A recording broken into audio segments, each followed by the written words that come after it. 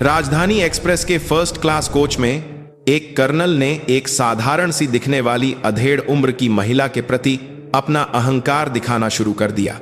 उसे क्या पता था कि वह महिला वास्तव में भारतीय सेना की एक 3 स्टार लेफ्टिनेंट जनरल थीं और कर्नल अपनी जिंदगी के सबसे बड़े संकट में फंसने वाला था।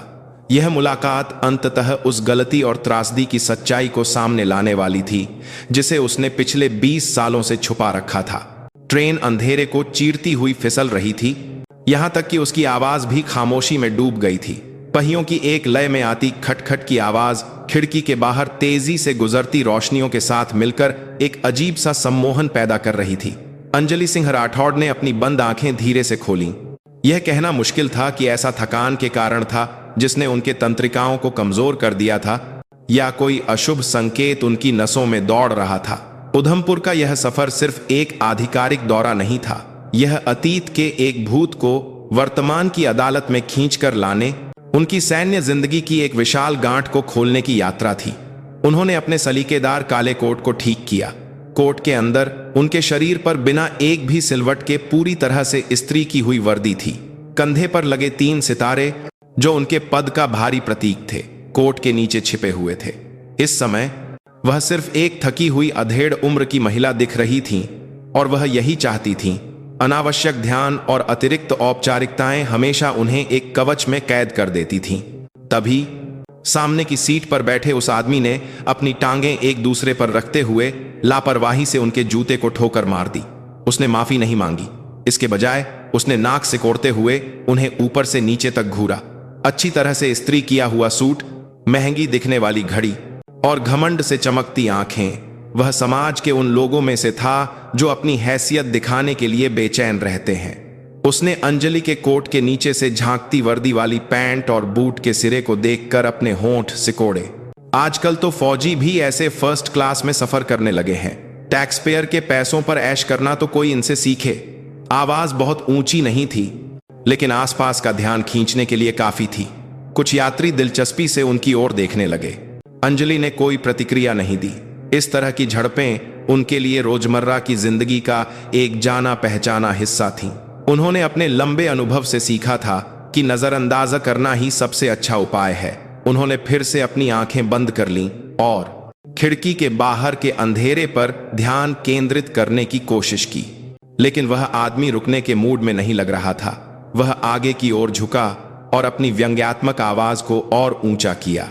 आंटी जी, यह कहां से खरीदी? आजकल तो इंटरनेट पर फौजी वर्दी आसानी से मिल जाती होगी। क्या आपको पता नहीं कि इसे ऐसे पहनकर घूमना गैर कानूनी है? सेना का अपमान करना बहुत बड़ा जुर्म है। आंटी जी शब्द अंजलि के कानों में तीखे तीर की तरह चुभा। अपमान शब्द ने उनके दिल में एक बर्फीला टुकड़ा फेंक दिया। आसपास की फुसफुसाहट और बढ़ गई। कुछ लोग अपने स्मार्टफोन निकालकर इस दृश्य को रिकॉर्ड करने की कोशिश कर रहे थे। एक नकली फौजी के वेश में अधेड़ उम्र की महिला। लोगों के दिमाग में बनने वाली तस्वीर साफ थी, एक सनसनीखेज कहानी की उम्मीद से हवा में हलचल मच गई। अंजलि ने धीरे धीरे अपनी आंखें खोलीं। उनकी निगाहें एक गहरे और शांत समुद्र की तरह थीं, जिसमें उस आदमी की ओछी नजरें रास्ता खोकर छटपटाने लगीं। वह बिना कुछ कहे अपनी सीट से उठीं और फिर उन्होंने अपने शरीर पर बोझ बने उस काले कोट को धीरे धीरे उतार दिया। एकदम सन्नाटा छा गया। कोट के हटने पर जो सामने आया वह थी भारतीय सेना की एक त्रुटिहीन वर्दी, और उस वर्दी के कंधों पर अंधेरे में भी साफ साफ चमकते हुए 3 सितारे। Lieutenant general Anjali Singh Rathore. उनकी उपस्थिति ने उस छोटे से डिब्बे की हवा को अपने काबू में कर लिया। जो यात्री कुछ पल पहले तक इसे एक तमाशा समझ रहे थे, उनकी सांसें थम गईं और जिनके हाथों में स्मार्टफोन थे वे जल्दी से नीचे कर लिए गए। उस आदमी के चेहरे से घमंड ऐसे गायब हो गया जैसे ज्वार का पानी उतर गया हो। उसकी जगह घबराहट, अविश्वास और देर से उमड़ते डर ने ले ली थी। वह अपनी आंखों पर यकीन नहीं कर पा रहा था और अंजलि के कंधों और चेहरे को बारी बारी से देख रहा था। उसकी आंखों की पुतलियां कांप रही थीं जैसे कोई भूकंप आ गया हो। तुम फौजी थे? अंजलि ने धीमी आवाज में पूछा। उनकी आवाज में गुस्सा या तिरस्कार नहीं था, यह बस एक ठंडी सच्चाई की पुष्टि थी। उस आदमी ने कुछ कहने के लिए मुंह खोला, लेकिन कोई शब्द नहीं निकला। उसकी नजर अंजलि की छाती पर लगे नेम प्लेट पर पड़ी। विक्रम चौहान। उसके बाद लिखा पद था कर्नल। एक सेवारत कर्नल ने एक सेवारत लेफ्टिनेंट जनरल को पहचानने में गलती की थी और उन्हें एक नकली फौजी समझकर अपमानित किया था। सेना की कार्यप्रणाली को जानने वाला कोई भी व्यक्ति तुरंत समझ सकता था कि यह कितनी खतरनाक और भयानक स्थिति थी। कौन सी यूनिट से हो? अंजलि ने फिर पूछा। कर्नल विक्रम चौहान झटके से अपनी सीट से खड़ा हो गया। उसका शरीर अनजाने में ही सावधान की मुद्रा में आ गया, लेकिन वह अपने कांपते पैरों को नियंत्रित नहीं कर सका। उसके माथे से ठंडा पसीना बह रहा था। उसे उस खौफ ने जकड़ लिया था कि उसने सेना में दशकों की मेहनत से जो कुछ भी बनाया था, वह उसके अहंकार और लापरवाही के कारण कुछ ही मिनटों में राख हो सकता था। माफ कीजिए मैडम, मैंने आपको पहचाना नहीं। उसकी आवाज बुरी तरह कांप रही थी। आसपास के यात्री अब पूरी तरह से खामोश होकर इस अवास्तविक दृश्य को देख रहे थे। अंजलि ने विक्रम को ठंडी नजरों से देखा।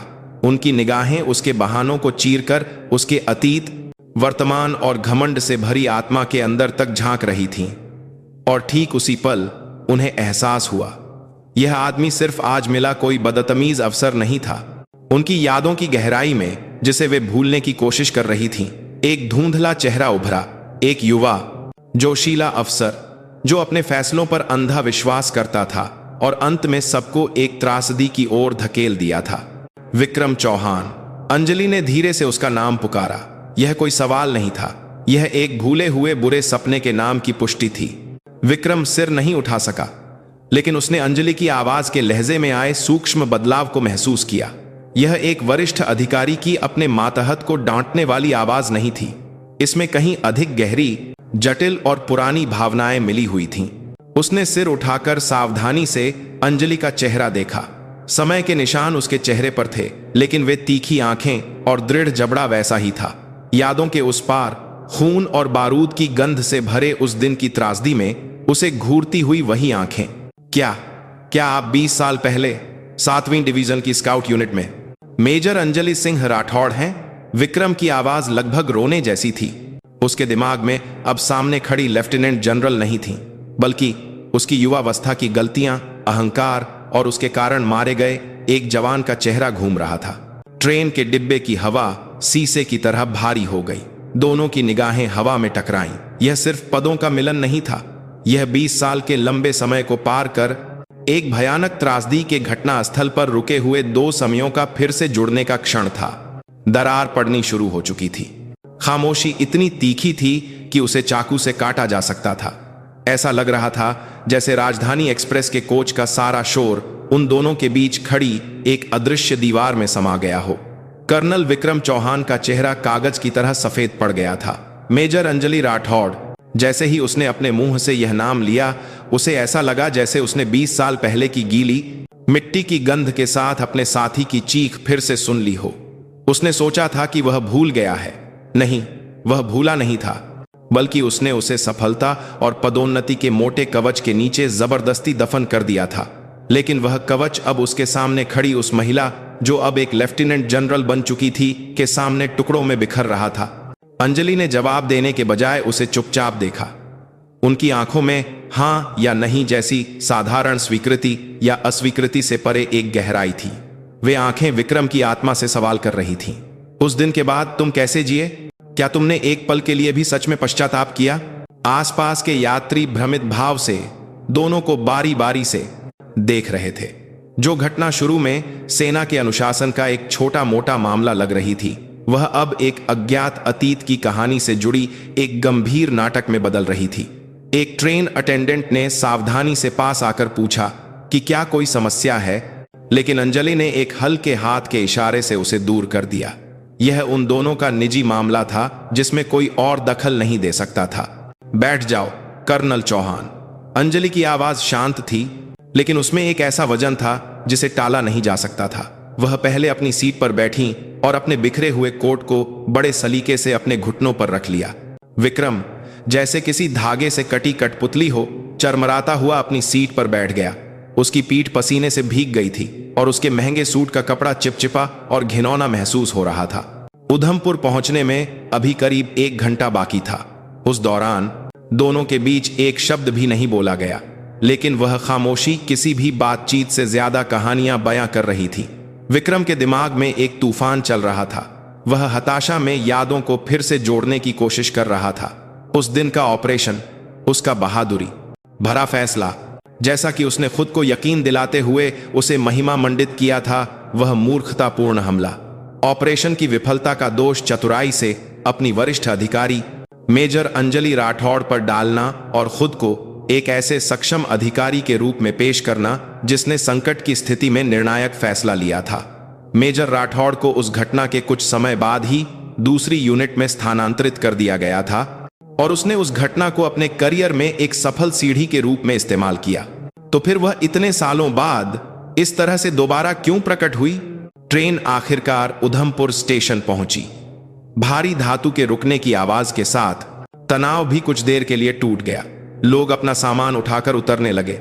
विक्रम समझ नहीं पा रहा था कि क्या करे। क्या उसे यहां से भाग जाना चाहिए या घुटनों के बल बैठकर माफी मांगनी चाहिए? लेकिन उसके पैर जैसे फर्श से चिपक गए थे। अंजलि पहले अपनी सीट से उठी। उन्होंने विक्रम की ओर एक बार देखा और बिना कुछ कहे कोच से बाहर निकल गईं। विक्रम उनकी पीठ को घूरता रहा। उन्होंने उसे न तो डांटा, न ही कोई धमकी दी, लेकिन यह खामोशी एक बड़े डर के रूप में उस पर हावी हो रही थी। तूफान से पहले की शांति। उसे ऐसा महसूस हुआ जैसे वह सब कुछ निगल जाने वाले तूफान के केंद्र में खड़ा है। प्लेटफॉर्म पर एक आधिकारिक गाड़ी और एक सहायक अधिकारी उनका इंतजार कर रहे थे। गाड़ी में बैठने से पहले सहायक ने उन्हें एक फाइल दी। उन्होंने फाइल ली और कुछ पल के लिए रुकी, फिर भीड़ में हताश खड़े विक्रम की ओर देखा। दोनों की आंखें फिर मिली। अंजलि ने सहायक को धीमी आवाज में कुछ निर्देश दिए। सहायक कुछ देर के लिए हैरान हुआ, फिर एक दृढ़ अभिव्यक्ति के साथ विक्रम की ओर बढ़ा। वह विक्रम के सामने सावधान की मुद्रा में खड़ा हुआ और सैल्यूट किया। Colonel Vikram Chauhan. Sir, army headquarters से आपके लिए एक आधिकारिक सम्मन है। सहायक ने जो दिया वह एक मोटा लिफाफा था जिस पर आर्मी हेडक्वार्टर की मुहर लगी थी, ठीक वैसा ही जैसा अंजलि ने अभी अभी लिया था। विक्रम ने कांपते हाथों से उसे लिया। उसमें लिफाफा खोलने की भी हिम्मत नहीं थी, लेकिन यह साफ था कि अंदर क्या होगा। उसकी आंखों के सामने अंजलि को ले जा रही काली सेडान कार चुपचाप प्लेटफॉर्म से निकल गई। विक्रम वहीं खड़ा होकर उस दिशा में देखता रहा जिधर कार गायब हुई थी। उसके हाथ में पकड़ा लिफाफा हजारों किलो का लग रहा था। आखिरकार उसने हिम्मत करके लिफाफा फाड़ा। अंदर कुछ कागजात थे। सबसे ऊपर वाले दस्तावेज के शीर्षक ने उसकी आंखों की पुतलियों को भेद दिया। 7वीं डिवीजन स्काउट यूनिट के नियंत्रण रेखा लो पर हुई झड़प के संबंध में पुनर्जांच समिति का गठन और गवाह के रूप में उपस्थिति का आदेश। उसके शरीर का सारा खून ठंडा पड़ गया। पुनर्जांच समिति? 20 साल पुराने मामले को अब क्यों खोला जा रहा है? और दस्तावेज के सबसे निचले हिस्से में उसने समिति की अध्यक्ष का नाम देखा। अध्यक्ष लेफ्टिनेंट जनरल अंजलि सिंह राठौड़। आह! विक्रम के मुंह से एक हल्की सी कराह निकली। यह कोई संयोग नहीं था। ट्रेन में हुई मुलाकात, यह सम्मन सब कुछ उनके द्वारा सावधानी से तैयार किए गए एक विशाल मंच की शुरुआत थी। वह बदला लेने के लिए लौटी थी, उसका सब कुछ छीनने के लिए। उसके पास दस्तावेज को मसलने की भी ताकत नहीं बची थी। आसपास का शोर दूर होता जा रहा था और केवल उसके दिल की बेतहाशा धड़कन उसके कानों में गूंज रही थी। उसे उस अतीत का सामना करना था जिसे उसने पिछले 20 सालों से नजरअंदाज किया था और नकारा था। उस दिन की सच्चाई, और उस सच्चाई के बोझ तले दबकर गायब हो गए। एक युवा सैनिक का चेहरा उसकी आंखों के सामने तैरने लगा। अतीत मरा नहीं था, वह बस एक सम्मन लेकर उसके दरवाजे पर दस्तक देने के सही समय का इंतजार कर रहा था। और अब न्याय का समय शुरू हो गया था। अंजलि को ले जा रही कार उधमपुर शहर की भीड़ को पार कर उत्तरी कमान मुख्यालय की ओर बढ़ रही थी। खिड़की के बाहर फैले पहाड़ घने और शांत थे, लेकिन उनकी नजर उन पर नहीं थी। उनकी नजर अपने घुटनों पर रखे उस फाइल पर टिकी थी। फाइल आग एक उधमपुर एक जान कर रही थी जिसमें पिछले 20 सालों का समय कैद था। सहायक अधिकारी साइड मिरर से सावधानी से अंजलि के चेहरे के भावों को देख रहा था। बर्फ की तरह ठंडा और भावहीन चेहरा, लेकिन सहायक जानता था कि उस शांत सतह के नीचे कितना गर्म लावा उबल रहा है। यह पुनर्जांच समिति अंजलि ने लेफ्टिनेंट जनरल के पद पर पदोन्नत होने के तुरंत बाद अपने सभी अधिकारों और प्रभाव का उपयोग करके व्यक्तिगत रूप से शुरू की थी। सेना के भीतर भी इसका काफी विरोध हुआ था। यह तर्क दिया गया था कि एक बंद हो चुके मामले को, खासकर 20 साल पुराने मामले को फिर से खोदना संगठन की स्थिरता को नुकसान पहुंचाएगा और अनावश्यक विवाद पैदा करेगा। लेकिन अंजलि पीछे नहीं हटी। उनके लिए वह घटना कभी भी एक बंद अतीत नहीं थी। यह एक ऐसा क्रॉस था जिसे उन्होंने अपनी पूरी सैन्य जिंदगी में ढोया था, और एक ऐसा कर्ज था जो हर रात उनके सपनों में आकर उन्हें परेशान करता था। कार में उन्होंने आंखें बंद कर लीं। फिर जैसे कल की ही बात हो, उस दिन का दृश्य स्पष्ट रूप से सामने आ गया। एक युवा अंजलि, जिसने अभी अभी मेजर का पद हासिल किया था, एक महिला होने के कारण उन पर बरसते अविश्वास और पूर्वाग्रह के बीच उन्होंने अपनी क्षमता साबित करने के लिए किसी से भी ज्यादा संघर्ष किया था। स्काउट यूनिट में ऑपरेशन ऑफिसर का पद उनके लिए एक और परीक्षा थी, और वहीं उनकी मुलाकात विक्रम चौहान से हुई। उस समय वह इंडियन मिलिट्री एकेडमी एमा से निकला एक होनहार कैप्टन था। उसमें जोश और महत्वाकांक्षा की कोई कमी नहीं थी, लेकिन वह उतना ही अभिमानी और हठी था। वह एक महिला अधिकारी होने के कारण अंजलि को खुले तौर पर नजरअंदाज करता था और हर मौके पर अपनी राय थोपता था। उस दुर्भाग्यपूर्ण दिन वे नियंत्रण रेखा लोक पर एक गश्ती अभियान पर थे।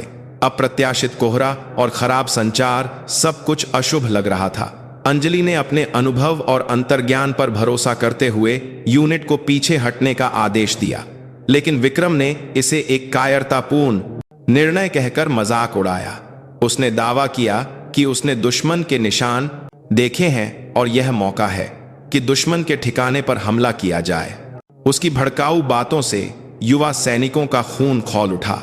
ऑपरेशन का नियंत्रण मेरे पास है, तुरंत मेरे आदेश का पालन करो। अंजलि की चीख हवा में खो गई। विक्रम अपने कुछ जवानों को लेकर मनमाने ढंग से कोहरे में कूद गया, और यह दुश्मनों द्वारा बिछाया गया एक आदर्श जाल था। घात में फंसी टुकड़ी पल भर में बिखर गई। अंजलि ने बचे हुए सैनिकों के साथ उन्हें बचाने की पूरी कोशिश की, लेकिन तब तक बहुत देर हो चुकी थी। गोलियों की बौछार के बीच उन्होंने साफ साफ देखा डर से कांपते विक्रम का चेहरा, और उसे बचाने के लिए आगे बढ़ते हुए एक युवा सैनिक का चेहरा, जिसकी छाती दुश्मन की गोली से छलनी हो गई थी। उस सैनिक का नाम रोहन पांडे था, एक युवा लड़का जिसने अभी अभी 20 साल की उम्र पार की थी, जिसकी मुस्कान उज्जवल और मासूम थी। सेना में भर्ती होने से पहले वह अपनी बीमार मां की अकेले देखभाल करता था। उसकी जेब से उसकी मां की एक पुरानी तस्वीर मिली थी। घटना के बाद विक्रम बच गया। उसने अपनी मनमानी कार्रवाई को दुश्मन के जाल को भांपकर जवाबी हमला करने के एक वीर निर्णय के रूप में पेश किया। उसने मौके की अफरा तफरी और संचार विफलता का बहाना बनाकर दावा किया कि उसने अंजलि के पीछे हटने का आदेश नहीं सुना।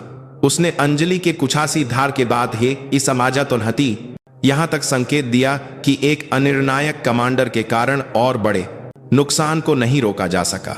सेना के शीर्ष अधिकारियों ने सच्चाई को खोदने के बजाय मामले को चुपचाप दबाने का फैसला किया। वे जटिल समस्याओं से बचना चाहते थे। अंततः सिपाही रोहन पांडे को ऑपरेशन में शहीद घोषित कर दिया गया, और अंजलि को कमान की जिम्मेदारी लेते हुए एक महत्वहीन पद पर भेज दिया गया। विक्रम को कोई सजा नहीं मिली, बल्कि उसकी बहादुरी दूसरों के लिए एक मिसाल बन गई। इसने अंजलि को गहरे घाव और बेबसी का एहसास कराया। सच्चाई कितनी आसानी से ताकतवरों के तर्क के सामने विकृत और दफन हो सकती है। उन्होंने राख में बैठने के बजाय दांत भींच लिए। उन्होंने कसम खाई कि एक दिन वह सब कुछ ठीक कर देंगी। सिपाही रोहन पांडे की अन्यायपूर्ण मौत और उसकी मां के सामने वह निर्दोष साबित होंगी। उन्होंने गुस्से और दृढ़ संकल्प के साथ अपनी सैन्य सेवा जारी रखी।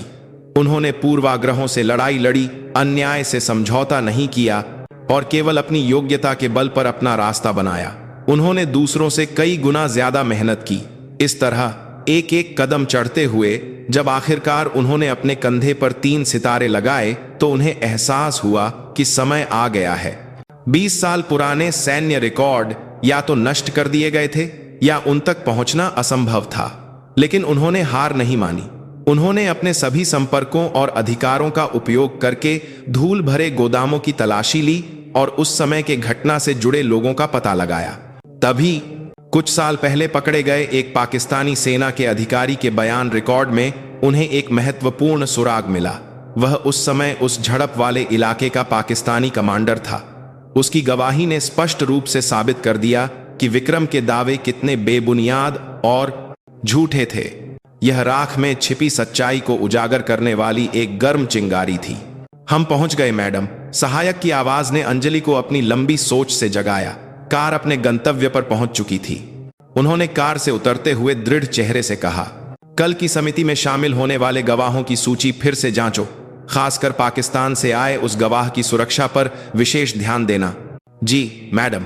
अंजलि पहाड़ों की ओर मुड़ी। ठंडी हवा उनके गालों को छू गई। हवा में जैसे 20 साल पहले मारे गए उस युवा सैनिक की सिसकियां मिली हुई थीं। उन्होंने अपनी मुट्ठी भींच ली। यह कोई निजी बदला नहीं था, यह सम्मान की लड़ाई थी। एक सैनिक के रूप में अपने सम्मान और एक निर्दोष मातहत के सम्मान को वापस पाने के लिए उनकी आखिरी जंग थी। विक्रम चौहान उस युद्ध का सिर्फ पहला विरोधी था।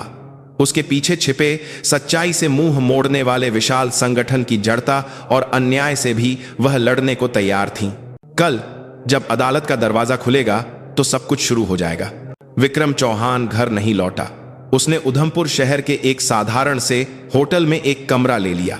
वह अपनी पत्नी और बेटे का सामना करने की हिम्मत नहीं जुटा पा रहा था, जो उसे एक सैनिक के रूप में गर्व महसूस करता था।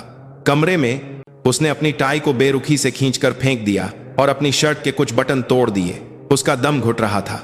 20 सालों में उसने एक बार भी खुद पर संदेह नहीं किया था। वह खुद को एक विजेता, एक सक्षम कमांडर मानता था। यह विश्वास उसके जीवन का एक ठोस स्तंभ था। लेकिन अब वह स्तंभ अपनी जड़ों से सड़ रहा था। उसने सम्मन को मेज पर फैलाया और घंटों तक उसे घूरता रहा। पुनर्जांच समिति, क्या मजाक था। सब कुछ खत्म हो चुका था। उस समय सेना की जांच एजेंसी ने स्पष्ट रूप से उसका पक्ष लिया था। अंजलि को एक कमांडर के रूप में उसकी अक्षमता के कारण पदावनत किया गया था और उसे संकट की स्थिति में उसकी निर्णायकता के लिए सराहा गया था। यही आधिकारिक इतिहास था और अब वह उस इतिहास को फिर से लिखने की कोशिश कर रही थी। गुस्सा उबल पड़ा। यह अंजलि का घटिया बदला लेने का एक तरीका था। एक महिला होने की अपनी अंतर्निहित सीमाओं के कारण वह पदोन्नति से चूक गई थी और अब वह अपनी हीन भावना को उस पर निकाल रही थी। उसने यही निष्कर्ष निकाला, हाँ, यह उसका व्यक्तिगत प्रतिशोध है, तो फिर उसे लड़ना होगा। वह इस तरह से टूट नहीं सकता था। अगर वह यहां टूट गया तो उसने जीवन भर जो कुछ भी बनाया था वह सब कुछ धुएं में मिल जाएगा। उसका सम्मान, उसका परिवार, उसकी बची हुई सैन्य सेवा, सब कुछ। विक्रम झटके से उठा और ठंडे पानी से अपना मुंह धोया। आईने में उसका चेहरा डर और चिंता से विकृत था। उसने आईने में अपने प्रतिबिंब को देखकर धीरे से गाली दी, होश में आओ। विक्रम चौहान, तुम भारतीय सेना के कर्नल हो। तुमने अनगिनत लड़ाइयां और संकट देखे हैं। तुम सिर्फ एक औरत के कारण नहीं टूट सकते। उसने अपना मन बनाया और फोन उठाया। उसने अपने उन पुराने साथियों को फोन करना शुरू कर दिया जिन्होंने 20 साल पहले उस घटना को उसके साथ अनुभव किया था। उनमें से अधिकांश सेवानिवृत्त हो चुके थे और समाज में एक अलग जीवन जी रहे थे। पहला फोन उसने उस समय के हवलदार गुरप्रीत सिंह को किया, जो सेवानिवृत्ति के बाद एक छोटा सा ढाबा चला रहा था। मैं विक्रम चौहान बोल रहा हूं, कैसे हो? फोन के दूसरी तरफ कुछ देर खामोशी रही। हवलदार गुरप्रीत ने विक्रम की आवाज पहचान ली, लेकिन उसकी आवाज में कोई खुशी नहीं थी। कर्नल साहब, आप कैसे याद किया? अरे बस यूं ही। सुनो, वो पुराना स्काउट ऑपरेशन, क्या तुम्हें सेना से कोई फोन आया है? गुरप्रीत फिर से चुप हो गया। विक्रम समझ गया कि इस चुप्पी का क्या मतलब है। कल एक जांच समिति बैठ रही है। मुझे भी गवाह के तौर पर बुलाया गया है। तुम्हें भी बुलाया है क्या? हाँ साहब, मुझे भी गवाह के तौर पर आने के लिए कहा गया है। गुरप्रीत की आवाज सूखी थी। विक्रम ने जानबूझकर एक खुशमिजाज आवाज में कहा, बहुत अच्छा, चलो बहुत दिनों बाद मुलाकात भी हो जाएगी। कल समिति में बस सच सच बता देना। उस दिन हम कितनी बहादुरी से लड़े थे, मैंने कैसा फैसला लिया था, याद है ना? मेजर राठौड़ के उस बेवकूफी भरे पीछे हटने के आदेश के कारण हम सब मारे जाते। हमने ही तो सबको बचाया था। उसी पल फोन के दूसरी तरफ से गुरप्रीत की धीमी लेकिन दृढ़ आवाज आई, माफ करना साहब, मुझे ऐसा कुछ याद नहीं है।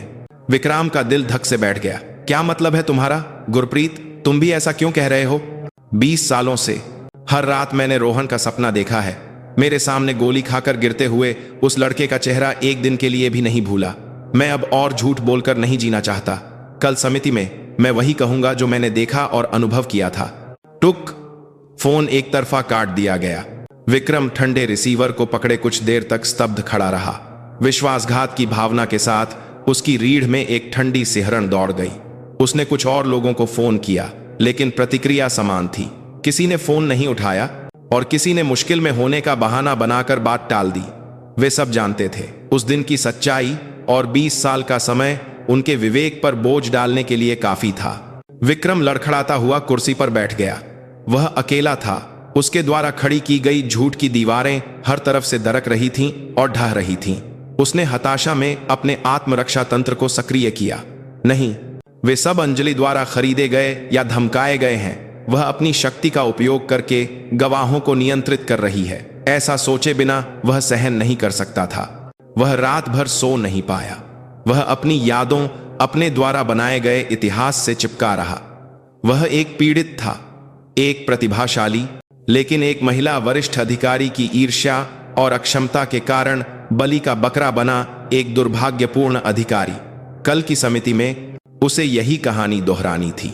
लोगों को मनाना था। यही उसके बचने का एकमात्र रास्ता था। उसने अपनी पुरानी सैन्य डायरी निकाली। यह वही डायरी थी जिसमें उसने उस दिन के ऑपरेशन की स्थिति दर्ज की थी, लेकिन उसने सच्चाई दर्ज करने वाले पन्ने के बजाय घटना के बाद हेर फेर और विकृत करके सेना की जांच एजेंसी को सौंपी गई रिपोर्ट को याद करते हुए उस पर लिखना शुरू कर दिया।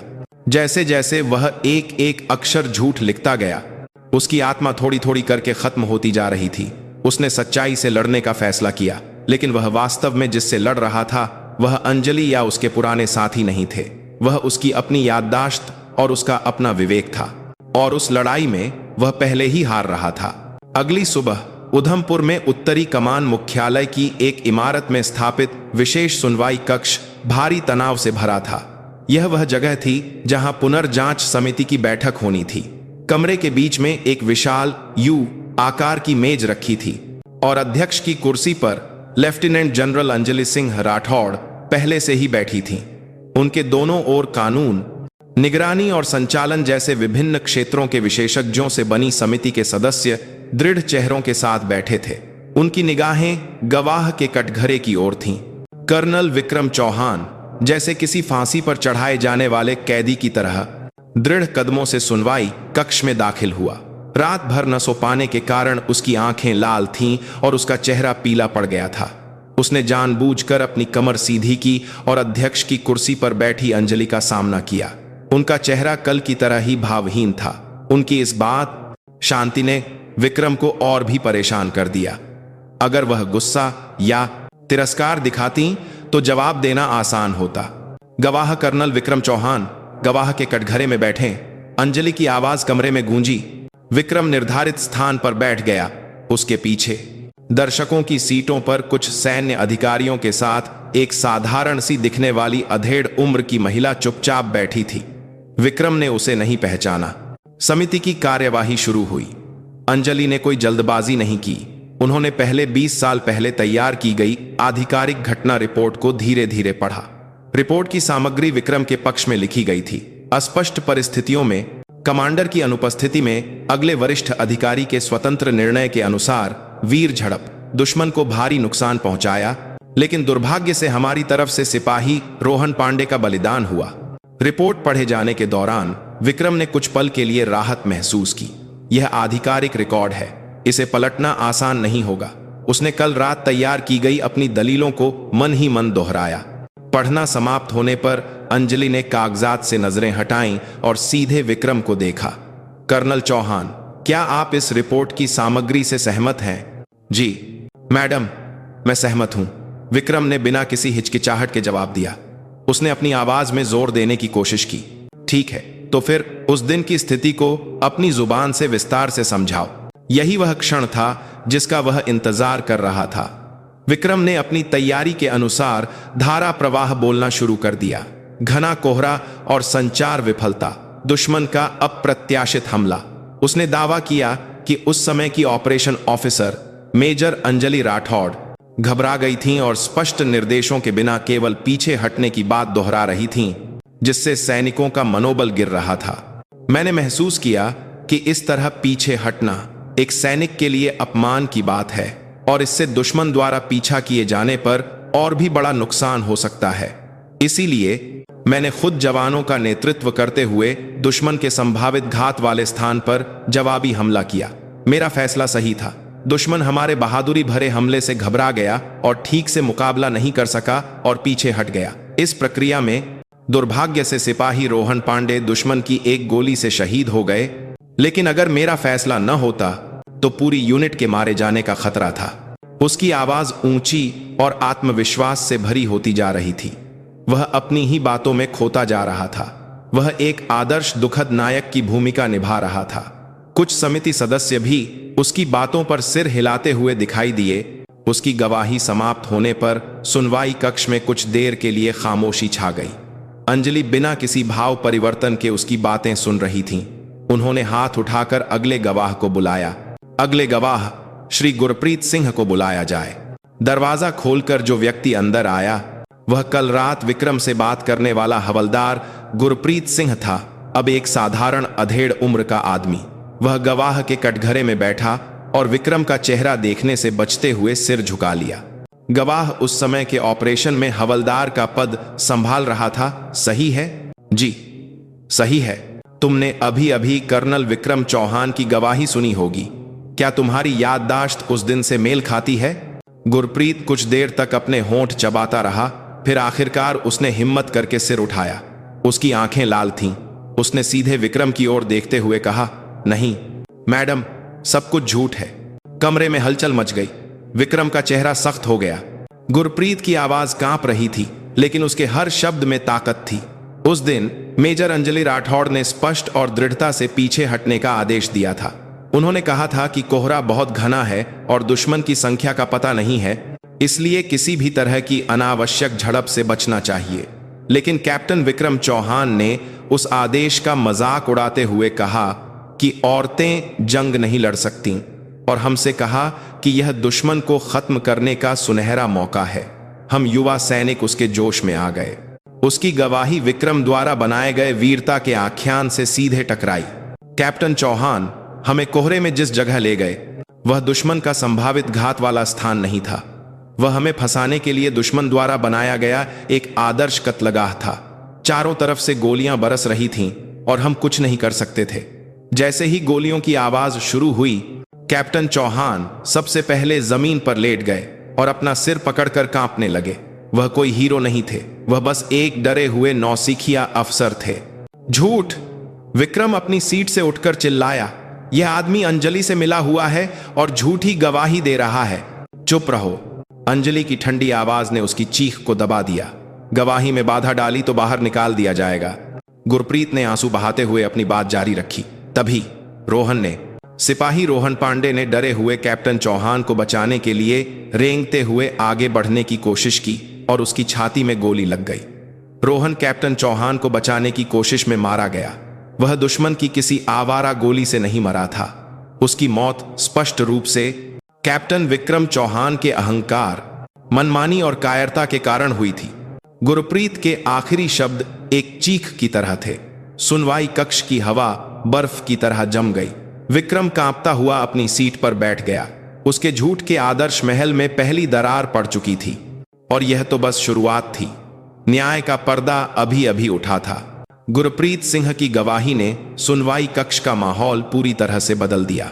विक्रम चौहान द्वारा मेहनत से बनाया गया नायक का मुखौटा एक झटके में उतर गया और उसकी जगह एक कायर और गैर जिम्मेदार अधिकारी का असली चेहरा सामने आने लगा।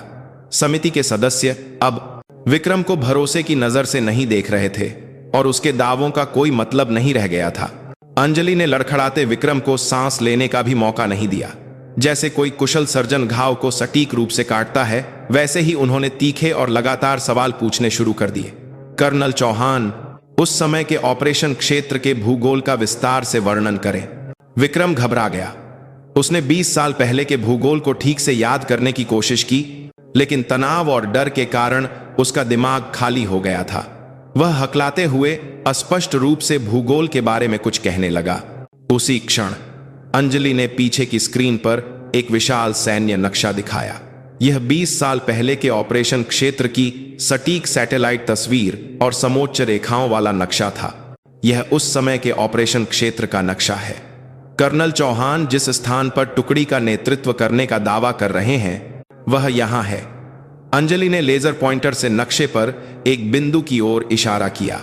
सैन्य अभियानों की बुनियादी जानकारी रखने वाला कोई भी व्यक्ति जानता है कि यह स्थान 3 तरफ से दुश्मन से घिरा एक अलग थलग बेसिन है, जिसे सैन्य भाषा में किलिंग पार्टी किया है जोन कहते हैं। यह दुश्मन को खत्म करने के लिए सबसे अच्छी जगह नहीं है, बल्कि हमारी सेना को फंसाने के लिए दुश्मन द्वारा बिछाया गया एक क्लासिक जाल है। और कर्नल चौहान दावा कर रहे हैं कि उन्होंने अपने जवानों को यहां बहादुरी से हमले के लिए नेतृत्व किया। क्या इसे IMSA स्नातक एक अधिकारी का सामरिक निर्णय कहा जा सकता है? विक्रम कुछ नहीं कह सका। नक्शा स्पष्ट सच्चाई दिखा रहा था। उसका दावा एक आत्मघाती कार्रवाई के करीब था, जिसका सामरिक रूप से कोई फायदा नहीं था। समिति के सदस्यों के बीच धीमी आहें सुनाई दी। अंजलि का हमला यही नहीं रुका। रिपोर्ट में लिखा है कि उस समय घने कोहरे और संचार विफलता के कारण मुख्यालय से संपर्क करना असंभव था। क्या यह सच है? जी हां, यह सच है। संचार सैनिक भी इसकी पुष्टि कर सकता है। विक्रम ने बमुश्किल अपनी आवाज में जवाब दिया। यह एक ऐसा हिस्सा था जिस पर उसे भरोसा था। ठीक है, तो हम उस समय के संचार सैनिक श्री प्रकाश चंद को गवाह के रूप में बुलाते हैं। एक और अधेड़ उम्र का आदमी गवाह के कटघरे में खड़ा हुआ। वह अत्यधिक चिंता में था और समझ नहीं पा रहा था कि कहां देखे। गवाह, क्या तुम्हें उस समय की स्थिति याद है? क्या संचार पूरी तरह से बाधित था? संचार सैनिक प्रकाश चंद काफी देर तक हिचकिचाता रहा। उसकी नजर विक्रम पर पड़ी और फिर जल्दी से फर्श पर गिर गई। विक्रम ने अपनी आंखों से उस पर एक मूक दबाव डाला। कृपया, कम से कम तुम तो मेरा साथ दो। प्रकाश चंद ने सूखा थूक निगला और मुश्किल से मुंह खोला। यह सच है कि संचार की स्थिति बहुत खराब थी। बहुत ज्यादा शोर था। तो क्या संपर्क असंभव था? अंजलि ने उसकी बात काटते हुए सीधे मुद्दे पर पूछा। प्रकाश चंद ने सिर झुकाए हुए लगभग फुसफुसाते हुए जवाब दिया, नहीं मैडम, असंभव नहीं था। शोर बहुत था, लेकिन मेजर राठौड़ का पीछे हटने का आदेश साफ साफ मिला था। कैप्टन चौहान भी मेरे बगल में खड़े थे और उन्होंने भी वह आदेश सुना था। उसकी गवाही एक निर्णायक प्रहार थी।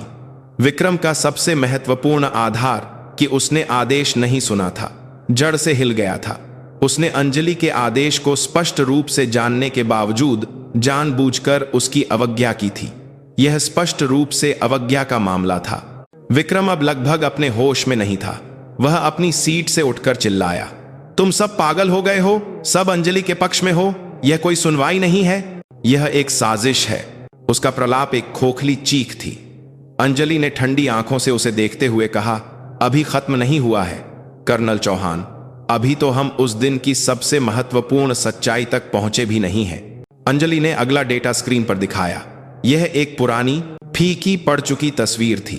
एक मासूम चेहरे वाला युवा सैनिक उज्जवल रूप से मुस्कुरा रहा था। इस सैनिक को पहचानते हो? विक्रम ने तस्वीर देखते ही सांस रोक ली।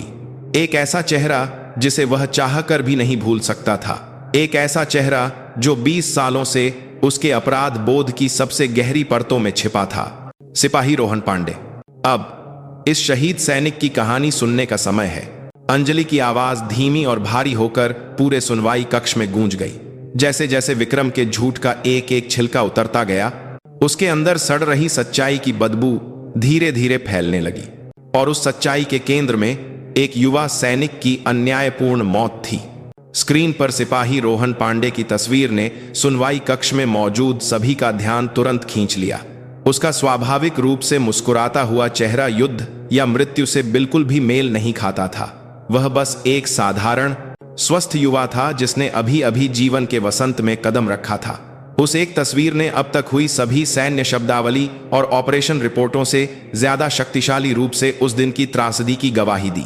अंजलि ने जानबूझकर एक लंबी खामोशी का समय लिया ताकि हर कोई रोहन के चेहरे, उसकी जवानी और उसके खोए हुए भविष्य का सामना कर सके। विक्रम स्क्रीन की ओर देखने की हिम्मत नहीं कर सका और उसने अपना सिर झुका लिया। उसके कंधे हल्के से कांप रहे थे। खामोशी को अंजलि की धीमी आवाज ने तोड़ा। सिपाही रोहन पांडे उस समय 20 साल का था, अपनी मां का इकलौता बेटा। उसका सपना था कि वह सेना से सेवानिवृत्त होकर एक छोटा सा ढाबा खोले और अपनी मां को आराम से रखे। उन्होंने रोहन के सैन्य सेवा रिकॉर्ड को शांति से पढ़ा। एक अनुकरणीय सैनिक, हमेशा अपने साथियों की पहले चिंता करने वाला, एक गर्मजोश दोस्त, कठिन प्रशिक्षण के बीच भी अपना हास्य न खोने वाला एक सकारात्मक युवा। उनकी आवाज के माध्यम से रोहन पांडे नामक एक इंसान की तस्वीर स्पष्ट होने लगी। वह अब रिपोर्ट में केवल एक शहीद का नाम नहीं था, वह किसी का बेटा था, एक कीमती दोस्त था और सपनों वाला एक इंसान था। समिति ने उस समय सिपाही रोहन पांडे के साथ रहने वाले प्लाटून के सदस्यों के लिखित बयान हासिल किए हैं। अधिकांश बयानों में एक बात समान रूप से पाई गई है। अंजलि ने दस्तावेजों का एक बंडल उठाया।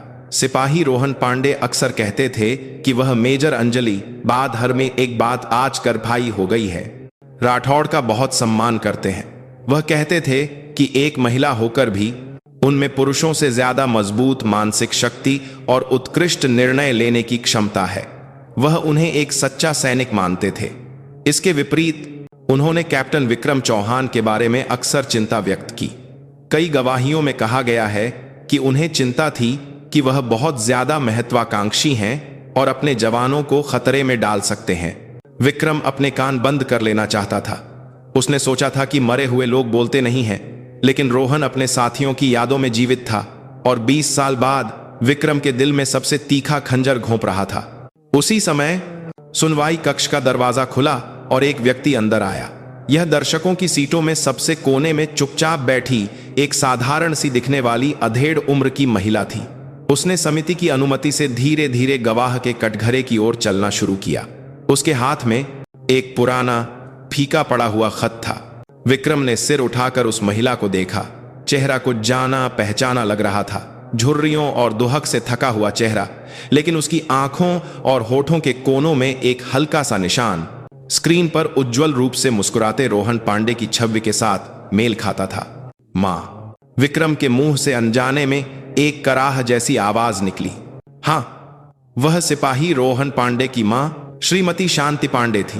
उन्होंने 20 साल का समय अपने बेटे को खोने के दुहक में अकेले बिताया था। श्रीमती शांति पांडे कांपते कदमों से गवाह के कटघरे के सामने खड़ी हुई। उन्होंने समिति के सदस्यों की ओर एक बार और फिर विक्रम की ओर एक बार अपनी गहरी झुर्रियों जितनी गहरी आंखों से देखा। उनकी आंखों में घृणा या क्रोध के बजाय अथाह दुहक और यादें भरी थीं। मैं रोहन की मां हूं। उनकी धीमी कांपती आवाज माइक्रोफोन के माध्यम से पूरे सुनवाई कक्ष में गूंज गई। उस एक वाक्य में इतना वजन था कि हर किसी का दिल भारी हो गया। यह मेरे बेटे का आखिरी खत है जो उसने मरने से कुछ दिन पहले मुझे भेजा था। क्या मैं इसे यहां पढ़ सकती हूं? अंजलि ने चुपचाप सिर हिलाया। समिति में किसी ने भी इसका विरोध करने की हिम्मत नहीं की। श्रीमती शांति पांडे ने कांपते हाथों से खत खोला। कागज इतना पुराना था कि लग रहा था कि अभी टूट जाएगा। उन्होंने उस कागज पर अपना चेहरा रखा, जैसे उसमें अपने बेटे की खुशबू महसूस कर रही हों, और कुछ देर सांस लेने के बाद उन्होंने अपने बेटे की आवाज बनकर एक एक शब्द पढ़ना शुरू कर दिया। एक जीवित व्यक्ति की आवाज एक मृत बेटे की आवाज बनकर न्याय की अदालत में गूंज रही थी। मां, आप कैसी हैं? मैं ठीक हूं। यहाँ की जिंदगी अब काफी आदत में आ गई है। हमारी ऑपरेशन ऑफिसर एक महिला है और वह बहुत ही कमाल की हैं। हर कोई उनका सम्मान करता है। वह आपकी तरह ही मजबूत और बुद्धिमान है। उनके अधीन रहते हुए मुझे सुरक्षित महसूस होता है। खत की पहली पंक्ति से ही विक्रम की सांसें थम गईं। लेकिन नए प्लाटून कमांडर के बारे में थोड़ी चिंता है। वह बहुत ज्यादा महत्वाकांक्षी हैं और कभी कभी खतरनाक लगते हैं। वह अक्सर जोखिम भरे ऑपरेशन करने पर जोर देते हैं, जिससे उनकी ऑफिसर मैडम के साथ अक्सर बहस हो जाती है। उम्मीद है कि कोई अनहोनी न हो। मां, जब मैं रिटायर हो जाऊंगा तो मैं वादा करता हूं। श्रीमती शांति पांडे आगे नहीं पढ़ सकीं और सिसकने लगीं। उनके कंधे हल्के से कांप रहे थे। उनके बेटे का आखिरी वाक्य शायद अपनी मां के लिए एक साधारण सा वादा था, जिसे वह अब जुबान पर नहीं ला सकती थीं। वह वादा अब हमेशा के लिए अधूरा रह गया था। सुनवाई कक्ष रोने की आवाज से भर गया। दर्शकों की सीटों पर बैठे पुराने साथियों की आंखों से भी आंसू बह रहे थे। विक्रम सिर झुकाए कुछ नहीं कर सका। रोहन का खत किसी भी सबूत से ज्यादा, किसी भी गवाही से ज्यादा शक्तिशाली रूप से उसके अपराध को उजागर कर रहा था। यह सच्चाई का सबसे दर्दनाक टुकड़ा था जिसने उसके झूठ के आखिरी कवच को भी चीर दिया था। जब श्रीमती शांति पांडे की सिसकियां अदालत की हवा को भारी कर रही थीं, अंजलि ने अगली प्रक्रिया शुरू की। वह माहौल को भावुक होने से रोकना चाहती थीं।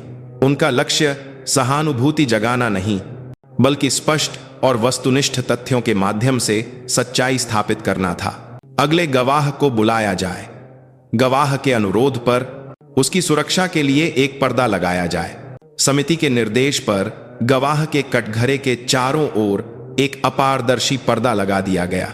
दर्शकों और विक्रम की जगह से यह देखना असंभव था कि गवाह कौन है।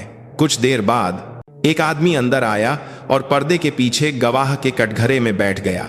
उसका चेहरा केवल अध्यक्ष अंजलि और समिति के सदस्य ही देख सकते थे। विक्रम ने बेचैनी से पर्दे की ओर देखा। आखिर कौन है जिसे अपनी पहचान इस तरह छिपानी पड़ रही है? उसके दिमाग में तरह तरह के अनुमान घूमने लगे। अंजलि ने बोलना शुरू किया।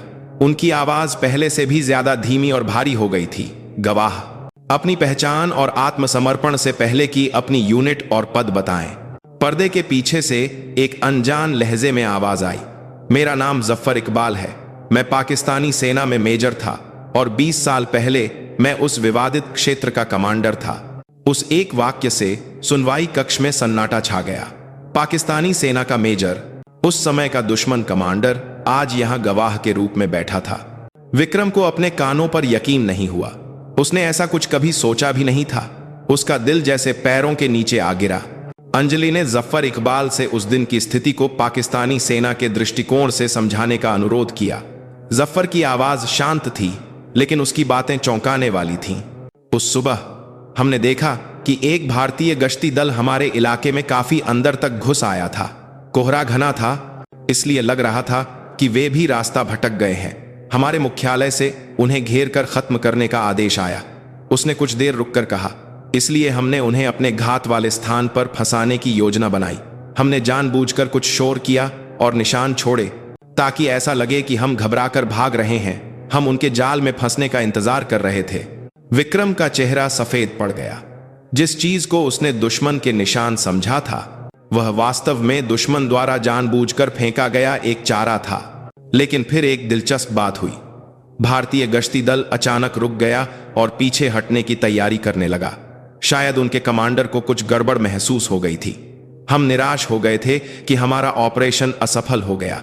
जफर की गवाही ने अप्रत्यक्ष रूप से साबित कर दिया कि अंजलि का पीछे हटने का आदेश कितना सटीक और समय पर था। तभी एक अविश्वसनीय दृश्य सामने आया।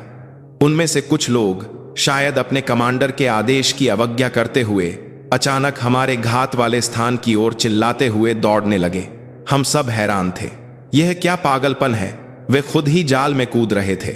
यह हमारे लिए आसमान से मिला एक मौका था। उसकी आवाज में उस समय की हैरानी और उपहास मिला हुआ था। जिस कार्रवाई को विक्रम ने एक बहादुरी भरा हमला कहा था, वह दुश्मन की नजर में केवल एक पागलपन था। हमने इंतजार करते हुए चारों तरफ से गोलियां बरसानी शुरू कर दी। वे पल भर में भ्रमित हो गए और इधर उधर भागते हुए गिरने लगे। खासकर जो अफसर सबसे आगे हमले के लिए उकसा रहा था, वह गोलियों की आवाज सुनते ही जमीन पर लेट गया और अपना सिर पकड़ लिया। बहुत ही दयनीय दृश्य था। जफर की गवाही गुरप्रीत की गवाही से पूरी तरह मेल खाती थी।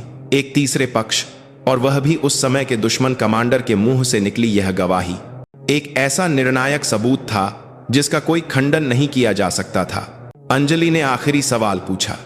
उस समय की झड़प के नतीजों की रिपोर्ट करते समय आपने अपनी तरफ के नुकसान की क्या रिपोर्ट दी थी? नुकसान?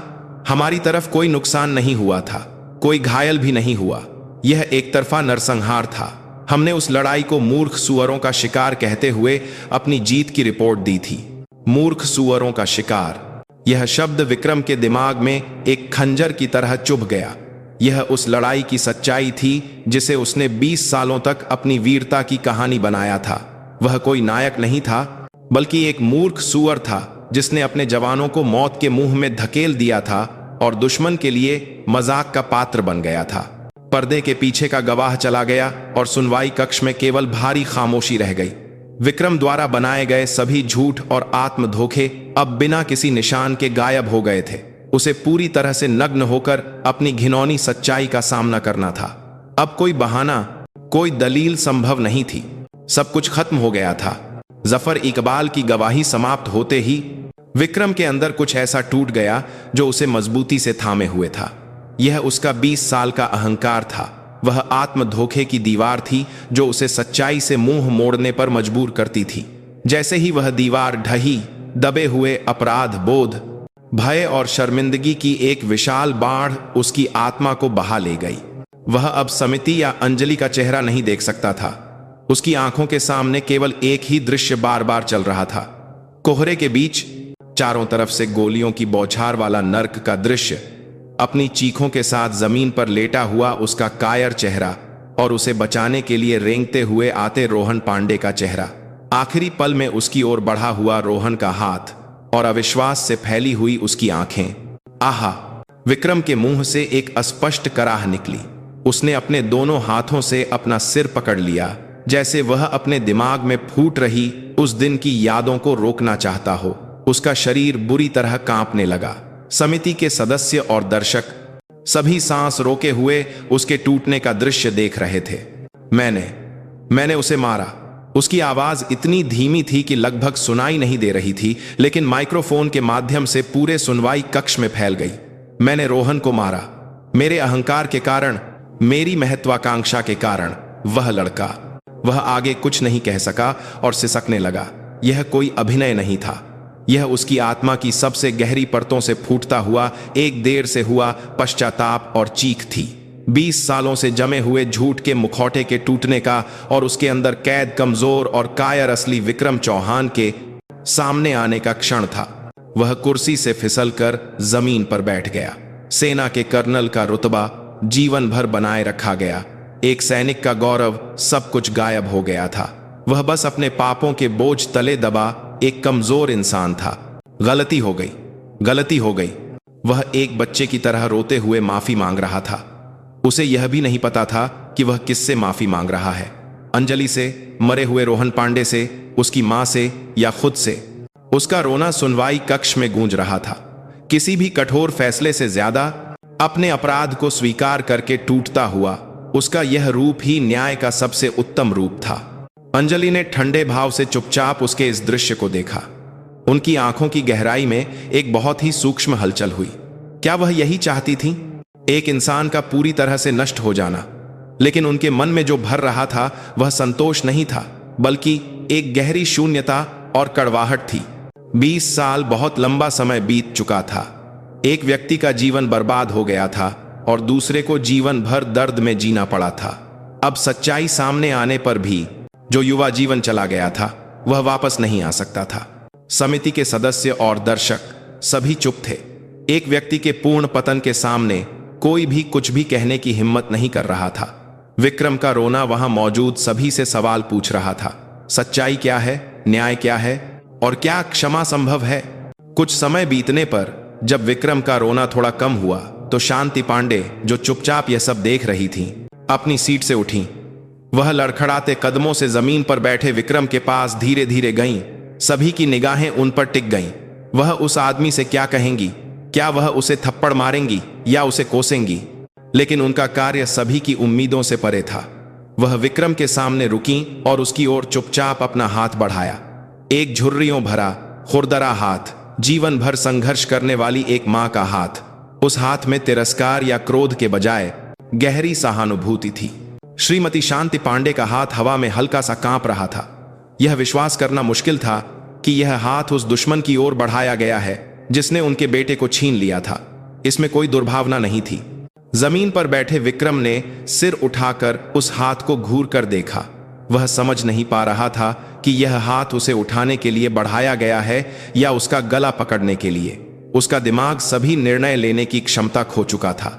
सुनवाई कक्ष में मौजूद सभी लोग सांस रोके हुए श्रीमती शांति पांडे के अगले कदम का इंतजार कर रहे थे।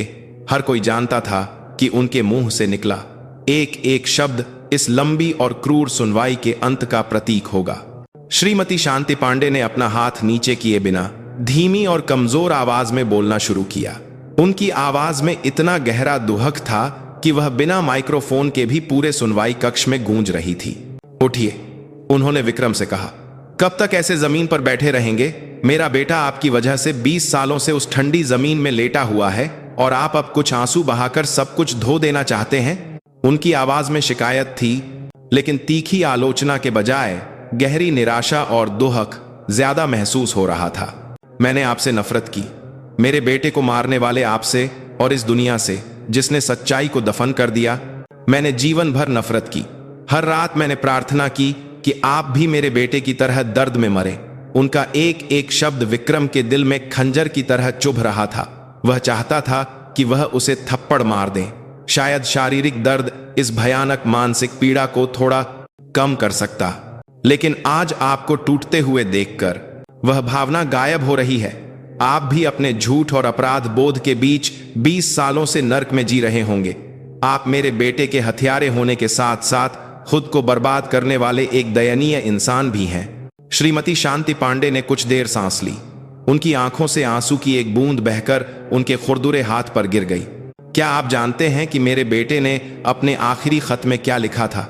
उसने लिखा था कि जब वह रिटायर होगा तो एक छोटा सा ढाबा खोलेगा और मुझे आराम देगा। वह बच्चा उस वादे को पूरा किए बिना चला गया। उन्होंने अपने हाथ में पकड़े पुराने खत को विक्रम की आंखों के सामने दिखाया। आपकी वजह से मेरा बेटा अपना सपना पूरा नहीं कर सका, इसीलिए आप उसकी जगह वह जीवन जिए। विक्रम ने झटके से सिर उठाया। उसे अपने कानों पर यकीन नहीं हुआ। यह क्षमा से बहुत दूर, एक समझ से परे बात थी। श्रीमती शांति पांडे की आवाज थोड़ी और दृढ़ हो गई। आंसुओं से अपना कर्ज चुकाने की कोशिश मत कीजिए। वह बहुत आसान तरीका है। अपनी बची हुई जिंदगी से इसे चुकाइए। मेरे बेटे के उस जीवन को भी जिए जो वह नहीं जी सका। आपकी वजह से बर्बाद हुए दूसरे लोगों के जीवन के लिए अपनी बची हुई पूरी जिंदगी का उपयोग कीजिए। अपनी मूर्खतापूर्ण विफलता से सबक लेकर यह सुनिश्चित कीजिए कि मेरे बेटे जैसी अन्यायपूर्ण मौत फिर कभी ना हो। अपनी जगह पर रहकर वह सब कुछ कीजिए जो आप कर सकते हैं। यह क्षमा नहीं थी, यह क्षमा से भी ज्यादा भारी और कठोर सजा थी। यह जीवन भर ढोने वाली जिम्मेदारी का क्रॉस उसके कंधों पर रखना था। यह मौत से भी बदतर दर्द में जीकर प्रायश्चित करने का आदेश था। क्या आप ऐसा कर सकते हैं? श्रीमती शांति पांडे ने पूछा। उनकी आंखें विक्रम की आत्मा को भेद रही थीं। विक्रम जवाब नहीं दे सका। वह बस सिर झुकाए रोता रहा। उसके आंसू अब आत्मदया या भय के आंसू नहीं थे। यह अपने पाप के बोझ को पूरी तरह से समझने वाले व्यक्ति के सच्चे पश्चाताप के आंसू थे। श्रीमती शांति पांडे ने और कुछ नहीं कहा और चुपचाप अपनी सीट पर लौट गईं। उन्होंने अपनी भूमिका पूरी कर दी थी। अब जो कुछ बचा था वह जीवित लोगों का काम था। सारी स्थिति को देख रही अंजलि ने आखिरकार मुंह खोला। उन्होंने समिति के सदस्यों और विक्रम की ओर देखते हुए समिति का अंतिम निर्णय सुनाया। पुनर्जांच समिति कर्नल विक्रम चौहान के झूठे बयान, आदेश की अवज्ञा और ऑपरेशन की विफलता की पूरी जिम्मेदारी को स्वीकार करती है, लेकिन उनके खिलाफ कोई अतिरिक्त कानूनी कार्रवाई या अनुशासनात्मक कार्रवाई की सिफारिश रक्षा मंत्रालय को नहीं करने का निर्णय लिया गया है। कमरे में फिर से हलचल मच गई। स्पष्ट अपराध साबित होने के बावजूद कोई सजा नहीं, यह एक समझ से परे निर्णय था। अंजलि ने अपनी बात जारी रखी। उनकी नजर जमीन पर लेटे विक्रम से परे पूरे सुनवाई कक्ष की ओर थी। मैं यह नहीं मानती कि एक व्यक्ति को सजा देने से यह समस्या खत्म हो जाएगी, क्योंकि यह त्रासदी केवल कर्नल विक्रम चौहान की गलती नहीं है। उस समय के सैन्य नेतृत्व जिसने सच्चाई को नजरअंदाज किया और संगठन की प्रतिष्ठा के लिए एक युवा सैनिक की मौत को दबा दिया, और हम सभी इसके लिए जिम्मेदार हैं। हम सभी जीवित बचे लोगों को यह कर्ज चुकाना होगा। उनकी घोषणा विक्रम चौहान के व्यक्तिगत न्याय से परे पूरे सैन्य संगठन के लिए एक कठोर चेतावनी और आत्मनिरीक्षण का आह्वान थी। यह कह रही थी कि सच्चा न्याय अदालत में नहीं, बल्कि हर किसी के विवेक और भविष्य के जीवन में होना चाहिए। एक मां की आवाज ने जो बीज बोया था, अंजलि उसे इस तरह से समेट रही थी। पुनर्जांच समिति इस प्रकार समाप्त हो गई। परिणाम मीडिया में प्रकाशित नहीं हुए और सेना के भीतर भी केवल कुछ ही अधिकारियों को इसकी जानकारी थी। सब कुछ फिर से सतह के नीचे डूबता हुआ लग रहा था। विक्रम चौहान को कोई आधिकारिक सजा नहीं मिली, लेकिन सेना में उसका जीवन लगभग समाप्त हो गया था। उसने स्वेच्छा से सभी पदों से इस्तीफा दे दिया और समय से पहले सेवानिवृत्ति के लिए आवेदन किया। उसने जीवन भर जो करियर बनाया था वह एक मुट्ठी राख में बिखर गया। कुछ दिनों बाद राष्ट्रीय युद्ध स्मारक दिल्ली। सर्दियों की ठंडी हवा पत्थरों के बीच से सरसराती हुई गुजर रही थी। अनगिनत पत्थरों की कतारें खामोशी से देश के लिए शहीद हुए युवाओं के बलिदान की गवाही दे रही थीं। उस खामोश जगह पर 3 लोग खड़े थे। काले कोट में अंजलि सिंह राठौड़, एक सादी साड़ी में श्रीमती शांति पांडे और वर्दी के बजाय साधारण कपड़ों में विक्रम चौहान। वे जैसे किसी वादे के तहत सिपाही रोहन पांडे के नाम के पत्थर के सामने एक साथ खड़े थे। समिति के बाद यह उनकी पहली मुलाकात थी। तीनों के बीच कोई बातचीत नहीं हुई।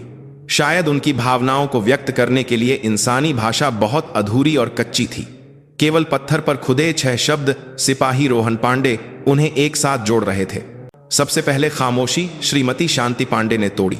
उन्होंने अपने झुर्रियों वाले हाथ से अपने बेटे के ठंडे पत्थर को सहलाया, जैसे वह अपने जीवित बेटे के गालों को छू रही हों। उनके स्पर्श में गहरा दर्द था। रोहन बेटा, माँ आई है। उनकी आवाज हवा में मिलकर बिखरने को थी। अब सब ठीक है बेटा। अब माँ किसी से नफरत नहीं करती, तुम्हें मारने वाले से भी नहीं, इस दुनिया से भी नहीं। अब मैंने नफरत न करने का फैसला किया है। नफरत करने से तो बस मैं ही बीमार होती। इसीलिए तुम भी अब सब भूलकर शांति से आराम करो, ठीक है? उन्होंने आंसू नहीं बहाए। उनका दुहक शायद आंसुओं से व्यक्त होने की सीमा को पार कर चुका था। उन्होंने बस शांति से अपने बेटे को आखिरी विदाई दी। अगली बारी अंजलि की थी। उन्होंने सीधी खड़ी होकर पत्थर की ओर सैल्यूट किया। उनके हाव भाव में कोई कमी नहीं थी। सिपाही रोहन पांडे, एक वरिष्ठ अधिकारी के रूप में मैं देर से ही सही आधिकारिक तौर पर माफी मांगती हूं। तुम्हें न बचा पाने के लिए मुझे खेद है। तुम्हारा सम्मान वापस दिलाने में इतना लंबा समय लगने के लिए मुझे सच में खेद है। उनकी आवाज अंत में हल्की सी कांप गई। जीवन भर अपनी भावनाओं को न दिखाने वाली वह महिला अपने मातहत के स्मारक के सामने अपने लोहे जैसे नियंत्रण को खो रही थीं। उनकी आंखों में आंसू भर आए। यह शायद 20 सालों में पहली बार था जब वह रो रही थीं। आखिर में विक्रम चौहान आगे बढ़ा। वह पत्थर को सीधे देखने की हिम्मत नहीं कर सका और उसके सामने बेबस होकर घुटनों के बल बैठ गया। उसके दोनों कंधे अनियंत्रित रूप से हिल रहे थे। वह पत्थर को गले लगाकर एक बच्चे की तरह फूट फूट कर रोने लगा। रोहन, मैं हूं तुम्हारा यह नालायक विक्रम चौहान। उसका रोना स्मारक की शांति को चीर रहा था। मैंने गलती की। मैंने तुम्हें मारा, मेरे स्वार्थी लालच के कारण, मेरे अहंकार के कारण। मैं जानता हूं कि माफी मांगने से मुझे माफ नहीं किया जाएगा, लेकिन इसके अलावा मैं कुछ नहीं कह सकता। मुझे माफ कर दो, सच में माफ कर दो। उसने अपना माथा ठंडे पत्थर पर पटकते हुए कई बार माफी मांगी। उसका माथा फट गया और खून बहने लगा, लेकिन उसे दर्द महसूस नहीं हो रहा था। शारीरिक दर्द से कहीं ज्यादा आत्मा का दर्द उसे खा रहा था। कुछ देर रोने के बाद उसने अपनी जेब से एक पुरानी फीकी तस्वीर निकाली। यह 20 साल पहले ऑपरेशन पर जाने से ठीक पहले ली गई एक यूनिट की तस्वीर थी। तस्वीर में एक मासूम चेहरे वाला रोहन पांडे अजीब तरह से मुस्कुरा रहा था और उसके बगल में एक युवा जोशीला कैप्टन विक्रम चौहान गर्व से खड़ा था। उसने उस तस्वीर को सावधानी से पत्थर के सामने रख दिया। तुम्हारे बिना बीते 20 सालों में मैं हर रात इस तस्वीर को देखकर खुद को धोखा देता रहा कि मैं एक नायक हूं, कि तुम्हारी मौत व्यर्थ नहीं गई। लेकिन अब मैं जानता हूं मैं कितना कायर और मूर्ख था। उसने बहते आंसुओं को पोंछे बिना पत्थर की ओर और उसके अंदर सो रहे रोहन की आत्मा की ओर कसम खाई। मैं वादा करता हूं, आधात आत्मा की बात बना रहे कि धा रहे कि बुरी बात बना की बात है। रोहन, तुम्हारी मां ने मुझे जो नया जीवन दिया है, मैं उसे कभी व्यर्थ नहीं जाने दूंगा। तुम्हारे नाम पर कोई धब्बा न लगे, इसके लिए मैं अपना बचा हुआ सारा समय दूसरों के लिए जीऊंगा। तुम्हारे जैसे निर्दोष सैनिकों की ओर मौतें न हों, ऐसा समाज बनाने के लिए मैं वह सब कुछ करूंगा जो मैं कर सकता हूं। इसलिए कृपया वहां शांति से रहना। उसकी कसम स्मारक की ठंडी हवा में भारी होकर बस गई। अंजलि और श्रीमती शांति पांडे चुपचाप उसके रोने और कसम को देख रहे थे। एक व्यक्ति की मौत से शुरू हुई त्रासदी अब एक और व्यक्ति के नए जीवन की शुरुआत बन रही थी। क्षमा, पश्चाताप और प्रायश्चित की कहानी ने अभी अभी अपना पहला पन्ना पलटा था। ठंडे पत्थर के सामने वे तीनों इस तरह से अतीत के साथ सुलह कर रहे थे और भविष्य की ओर एक भारी पहला कदम बढ़ा रहे थे। 1 साल बीत गया, मौसम 4 बार बदला, दुनिया अपनी गति से चलती रही और लोगों की यादों में 20 साल पुरानी त्रासदी फिर से धुंधली हो गई। लेकिन कुछ लोगों के लिए वह समय रुका हुआ था और कुछ के लिए यह एक पूरी तरह से नया जीवन शुरू करने का कठिन समय था। विक्रम चौहान ने वर्दी उतार दी। जिस संगठन में उसने अपना पूरा जीवन बिताया था, उसे छोड़ना अपने हाथ पैर काटने जैसा था, लेकिन वह बिना किसी अफसोस के मुड़ गया। उसने सोचा कि वह अब एक सैनिक विक्रम चौहान के रूप में जीने के लायक नहीं है। सेवानिवृत्ति के बाद उसने अपनी बची हुई सारी संपत्ति को व्यवस्थित किया। उसने जीवन भर की पेंशन और घर बेचकर एक बड़ी राशि जुटाई और उस पैसे से उसने एक छोटा सा फाउंडेशन स्थापित किया। फाउंडेशन का नाम था Rohan Pandey memorial trust. Foundation का केवल एक ही उद्देश्य था, देश की सेवा करते हुए शहीद हुए सैनिकों के परिवारों की मदद करना और उनके बच्चों को छात्रवृत्ति प्रदान करना। इसके अलावा post traumatic stress disorder (PTSD) से पीड़ित सैनिकों के लिए एक पेशेवर मनोवैज्ञानिक परामर्श केंद्र चलाना और सेना के भीतर मानवाधिकारों को बढ़ावा देने के लिए अभियान चलाना भी शुरू किया। वह फाउंडेशन का अध्यक्ष बना, लेकिन वह किसी आलीशान कार्यालय में बैठकर केवल हस्ताक्षर करने वाला अध्यक्ष नहीं था। वह खुद जमीन पर काम करता था। वह देश भर के युद्ध स्मारकों और सैन्य कब्रिस्तानों में जाकर उन गुमनाम पत्थरों को साफ करता था जिनकी कोई देखभाल नहीं करता था, और वह व्यक्तिगत रूप से परिवारों से मिलकर उनका हाथ पकड़कर उनके साथ रोता था। शुरू में कुछ लोग उसके कार्यों को संदेह की दृष्टि से देखते थे। उसे यह भी सुनना पड़ा कि वह प्रायश्चित का नाटक कर रहा है, लेकिन वह चुपचाप अपने रास्ते पर चलता रहा। वह किसी को दिखाने के लिए यह काम नहीं कर रहा था। यह श्रीमती शांति पांडे द्वारा उसे दी गई जिम्मेदारी थी और रोहन पांडे के स्मारक के सामने खुद से की गई कसम थी। उसके बचे हुए जीवन का कारण और उद्देश्य, उसकी ईमानदारी ने धीरे धीरे लोगों के दिलों को छूना शुरू कर दिया। उसकी गतिविधियों को मीडिया में भी जगह मिली और उसकी मदद करने के लिए दानदाता सामने आने लगे। 20 साल पहले उसके साथ ऑपरेशन में शामिल हुए पुराने साथी भी फाउंडेशन की खबर सुनकर आए। उन्होंने विक्रम को दोष देने के बजाय उसके बदले हुए रूप को देखकर उसके साथ आंसू बहाए और फाउंडेशन के स्वयंसेवक बन गए। वे भी 20 सालों से अपने दिलों में एक भारी बोझ लेकर जी रहे थे। लेफ्टिनेंट जनरल अंजलि सिंह राठौड़ भी चुपचाप उसकी मदद कर रही थीं। उन्होंने अपने पद का उपयोग करके फाउंडेशन को सैन्य इकाइयों के साथ आसानी से सहयोग करने में मदद की और सेना के भीतर की कुरीतियों को सुधारने के लिए नीतियों का मसौदा तैयार करने में फाउंडेशन के डेटा का सक्रिय रूप से उपयोग किया। वह विक्रम से सीधे संपर्क नहीं करती थीं, लेकिन वह उसकी सभी गतिविधियों पर नजर रख रही थीं। वह यह पुष्टि कर रही थीं कि वह वास्तव में अपना क्रॉस ढो रहा है और यह सोच रही थीं कि उस दिन समिति में उनका निर्णय गलत नहीं था। फाउंडेशन की स्थापना की पहली वर्षगांठ पर एक छोटा सा समारोह आयोजित किया गया। कार्यक्रम स्थल उन परिवारों और छात्रों से भरा हुआ था जिन्हें फाउंडेशन से मदद मिली थी, और उस अवसर पर लेफ्टिनेंट जनरल अंजलि सिंह राठौड़ और श्रीमती शांति पांडे भी मुख्य अतिथि के रूप में आमंत्रित थे। मंच पर खड़े विक्रम चौहान में अब उस अभिमानी और आत्मविश्वासी कर्नल की कोई झलक नहीं थी। उसकी कमर थोड़ी झुक गई थी और उसके बालों में सफेदी आ गई थी, लेकिन उसकी आंखें पहले से कहीं ज्यादा साफ और दृढ़ थीं। उसने तैयार भाषण को देखे बिना लोगों की आंखों में एक एक करके देखते हुए शांति से बोलना शुरू किया। मैं एक अपराधी हूं। मैंने अपनी मूर्खता और अहंकार के कारण एक कीमती जीवन छीन लिया और उसके परिवार को जीवन भर न भरने वाला घाव दिया। यह फाउंडेशन मेरे प्रायश्चित के लिए स्थापित किया गया था, लेकिन अब मैं जानता हूं यह काम सिर्फ मेरे अकेले के प्रायश्चित से परे हम सभी की साझा जिम्मेदारी है। उसकी आवाज कांप नहीं रही थी। वह अब अपने अतीत को न तो छिपा रहा था और न ही उससे नफरत कर रहा था। वह अपने अपराध का सामना कर रहा था और उसे अपने नए मिशन में बदल रहा था। हम बहुत आसानी से भूल जाते हैं। यह शांति जो हम जी रहे हैं वह किसी के बलिदान पर टिकी है। रोहन पांडे मेमोरियल ट्रस्ट उस बलिदान को याद रखने के लिए मौजूद रहेगा। और यह सुनिश्चित करने के लिए कि सिपाही रोहन पांडे जैसी अन्यायपूर्ण मौतें दोबारा न हों, यह पीछे रह गए लोगों के आंसू पोंछने वाला एक छोटा सा रूमाल बनेगा। उसका भाषण समाप्त होते ही तालियों की गड़गड़ाहट गूंज उठी। यह तालियां एक व्यक्ति के परिवर्तन के लिए प्रोत्साहन और फाउंडेशन के भविष्य के लिए समर्थन थीं। दर्शकों में बैठी श्रीमती शांति पांडे अपने बेटे की तस्वीर को सीने से लगाए चुपचाप आंसू पोंछ रही थीं।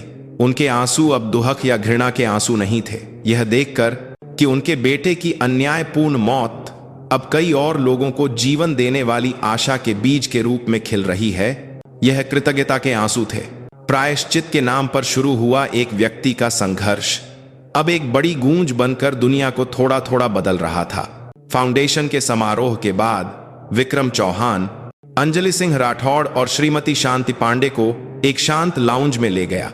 एक अजीब सी खामोशी कुछ देर के लिए कमरे में छाई रही। युद्ध स्मारक पर मिलने के बाद यह पहली बार था जब तीनों इस तरह एक साथ थे। सबसे पहले विक्रम ने बोलना शुरू किया। उसने दोनों के सामने सिर झुकाया। आपकी मदद के लिए बहुत बहुत धन्यवाद। अगर आप दोनों ना होते तो आज न मैं होता और न ही यह फाउंडेशन। श्रीमती शांति पांडे ने हल्की सी मुस्कान के साथ उसके कंधे पर थपथपाया।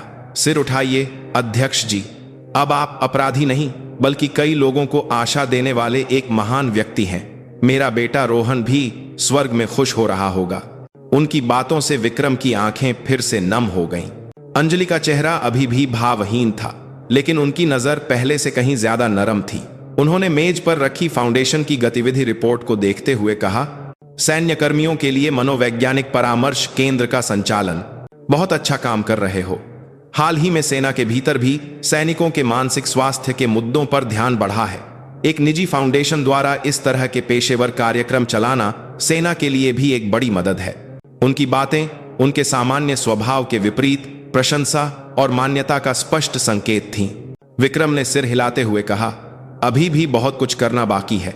परामर्श के लिए आने वाले सैनिकों की कहानियां सुनकर मुझे पता चलता है कि जब मैं सेना में था तब मुझे कितनी समस्याओं के बारे में पता ही नहीं था। उनके घाव सिर्फ लड़ाई या प्रशिक्षण से नहीं आते थे। यूनिट के भीतर दुर्व्यवहार, अकेलापन, भविष्य की चिंता, उनके दर्द के मुकाबले मेरा काम बहुत छोटा है। उसकी बातों में गहरी सहानुभूति और ईमानदारी झलक रही थी। वह अब अपने सम्मान या सफलता के लिए नहीं जी रहा था। उसका पूरा ध्यान दूसरों के दर्द को समझने और कम करने पर था। श्रीमती शांति पांडे ने धीरे से कहा, कुछ समय पहले मुझे फाउंडेशन से छात्रवृत्ति पाने वाले एक छात्र का खत मिला। उसके पिता एक ऑपरेशन में शहीद हो गए थे। उसने लिखा कि छात्रवृत्ति की वजह से वह अपनी पढ़ाई जारी रख सका और बड़ा होकर वह अपने जैसे दुखी दोस्तों की मदद करने वाला इंसान बनेगा। उन्होंने अपने बैग से एक मुड़ा हुआ खत निकाल कर दिखाया। इस खत को पढ़ते हुए मुझे लगा कि दर्द को वही सबसे अच्छी तरह समझ सकता है जिसने दर्द सहा हो। यह दर्द जो हमने सहा है, यह हमें केवल और दुखी नहीं करता बल्कि हमें दूसरों के दर्द को समझने की ताकत भी दे सकता है। उनकी बातों ने लाउंज में मौजूद सभी को गहराई से प्रभावित किया। हाँ, वे सभी गहरे घावों वाले लोग थे। एक मातहत को खोने वाली कमांडर, एक बेटे को खोने वाली माँ, अपनी गलती के लिए जीवन भर प्रायश्चित करने वाला एक आदमी। लेकिन वे अपने अपने घावों में डूबे रहने के बजाय एक दूसरे के घावों को सहला रहे थे और दूसरों के घावों को भरने के लिए एक साथ खड़े थे।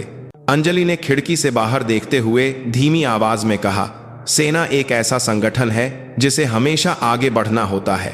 अतीत की गलतियों या दर्द में फंसकर नहीं रह सकते, लेकिन आगे बढ़ने के लिए अतीत को भूलना नहीं चाहिए, बल्कि उस दर्द को ठीक से याद करके और उस पर विचार करके ही हम एक स्वस्थ और मजबूत संगठन बन सकते हैं।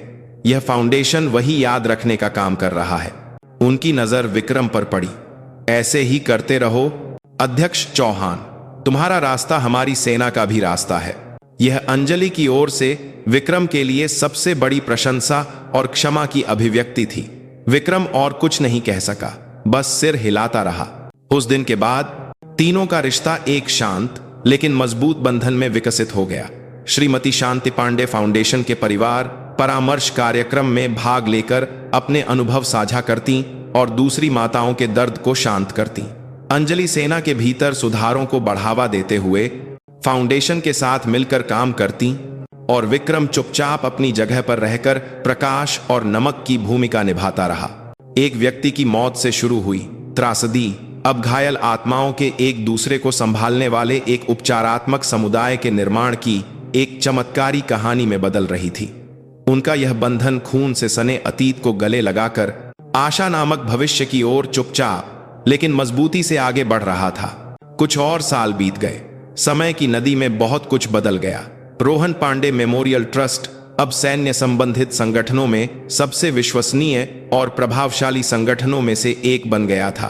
विक्रम को अब अपराधी या पश्चातापी नहीं कहा जाता था। उसे अनगिनत सैनिकों और उनके परिवारों द्वारा पिता सम्मान दिया जाता था। उसके चेहरे पर गहरी झुर्रियां थीं, लेकिन वे दर्द के निशान नहीं बल्कि अनुभव और सौम्यता का प्रतीक लगती थीं। अंजलि सिंह राठौड़ ने सम्मानपूर्वक अपनी सैन्य सेवा पूरी की और सेवानिवृत्त हो गईं। उन्हें भारत के इतिहास में सर्वोच्च पद तक पहुंचने वाली महिला अधिकारी के रूप में दर्ज किया गया। सेवानिवृत्ति के बाद उन्हें कई जगहों से मंत्री पद या सांसद पद के प्रस्ताव मिले, लेकिन उन्होंने सभी को अस्वीकार कर दिया। इसके बजाय उन्होंने फाउंडेशन के सलाहकार के रूप में अपना नाम दर्ज कराया और विक्रम के साथ मिलकर सैन्य मानवाधिकारों में सुधार के लिए अपनी बची हुई ऊर्जा समर्पित कर दी। उनके ठंडे बर्फ जैसे चेहरे पर अब अक्सर एक गर्म मुस्कान रहती थी। श्रीमती शांति पांडे फाउंडेशन की सबसे मजबूत आध्यात्मिक स्तंभ थीं। वह अब बेटे को खोने के दुहक में डूबी एक मां नहीं थीं। वह अनगिनत रोहन की मां बन गई थीं और घायल युवाओं को गर्मजोशी से गले लगाती थीं। उनका छोटा सा ढाबा हमेशा वर्दी पहने युवाओं से भरा रहता था और वह उन्हें गर्म भोजन परोसते हुए अपने बेटे और भाई की तरह प्रोत्साहित करती थीं। एक सुनहरी शरद ऋतु के दिन तीनों फिर से युद्ध स्मारक पर गए। यह अब सिपाही रोहन पांडे की पुण्यतिथि पर एक वार्षिक कार्यक्रम की तरह हो गया था। माहौल पहले की तरह भारी और दुखद नहीं था। वे एक पुराने दोस्त से मिलने आए लोगों की तरह सहज और शांत थे। विक्रम ने रोहन पांडे के नाम के पत्थर को साफ किया और एक गेंदे का फूल चढ़ाया। उसने पत्थर की ओर धीरे से कहा, रोहन, कैसे हो?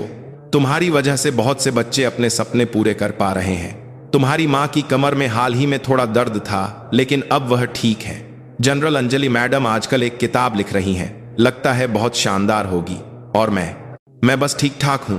तुम्हारी याद आती है बेटा।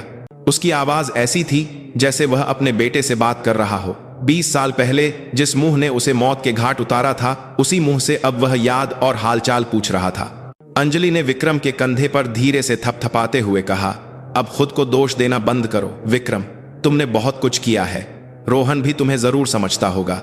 श्रीमती शांति पांडे ने भी सिर हिलाया। हाँ, हमारा रोहन बहुत समझदार बच्चा था, वह सब समझता होगा। अब आप भी अपने लिए थोड़ा आराम कीजिए। विक्रम ने दोनों को देखकर हल्की सी मुस्कान दी। वह जानता था कि उसका प्रायश्चित अभी खत्म नहीं हुआ है। यह एक ऐसा क्रॉस है जिसे उसे जीवन भर ढोना होगा, लेकिन अब वह क्रॉस पहले की तरह दर्दनाक नहीं लगता था। यह उसके जीवन को सार्थक बनाने वाला एक मतिया ऐसा पवित्र बोझ बन गया था। तीनों कुछ देर तक चुपचाप खड़े होकर शरद ऋतु के आकाश को देखते रहे। नीले और ऊंचे आसमान पर सफेद बादल धीरे धीरे तैर रहे थे, जैसे समय की नदी। वह नदी दुहक, दर्द, घृणा और अपराध बोध की यादों को लेकर बह रही थी और अब क्षमा, सुलह और आशा नामक समुद्र में मिल रही थी। तभी दूर से कुछ छोटे बच्चों का एक समूह चहचहाता हुआ आया। वे स्मारक पर घूमने आए प्राथमिक विद्यालय के छात्र थे। बच्चे पत्थरों के बीच दौड़ रहे थे और उत्सुकता से उन पर लिखे नामों को पढ़ रहे थे। उनमें से एक बच्चा रोहन पांडे के पत्थर के सामने रुका और एक पात्र है अपनी कच्ची लिखावट में धन्यवाद लिखा एक छोटा सा कागज रख दिया। तीनों ने चुपचाप उस दृश्य को देखा। बच्चे का मासूम दिल उनके लंबे और कठिन रास्ते के लिए सबसे बड़ा सांत्वना जैसा महसूस हुआ।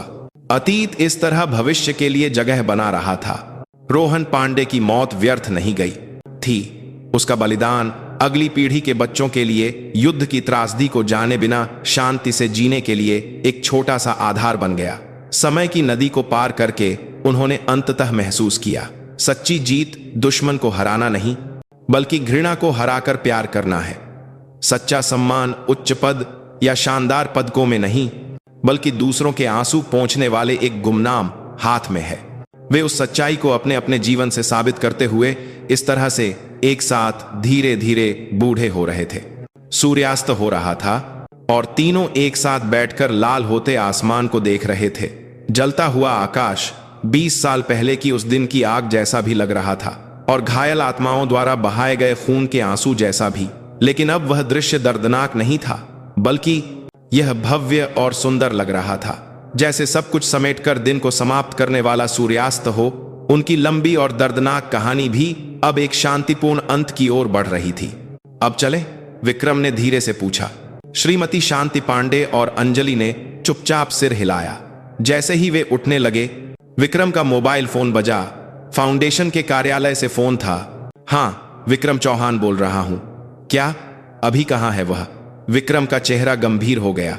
उसकी आवाज में घबराहट थी। फोन काटकर उसने दोनों की ओर मुड़कर जल्दी से कहा, मुझे अभी तुरंत कहीं जाना होगा।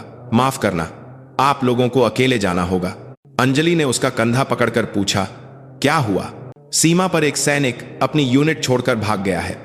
वह यूनिट के जीवन में ढल नहीं पा रहा था और बहुत परेशान था। वह हमारे परामर्श केंद्र में भी कुछ बार आया था, लेकिन अभी अभी उसका फोन आया। वह कह रहा है कि वह सब कुछ खत्म करना चाहता है। विक्रम के चेहरे पर गहरी पीड़ा और दर्द था। एक और रोहन पांडे पैदा हो सकता है, इस डर ने उसे जकड़ लिया। श्रीमती शांति पांडे ने उसका हाथ कसकर पकड़ लिया। जाओ, जल्दी जाओ, जाकर उस बच्चे को बचाओ।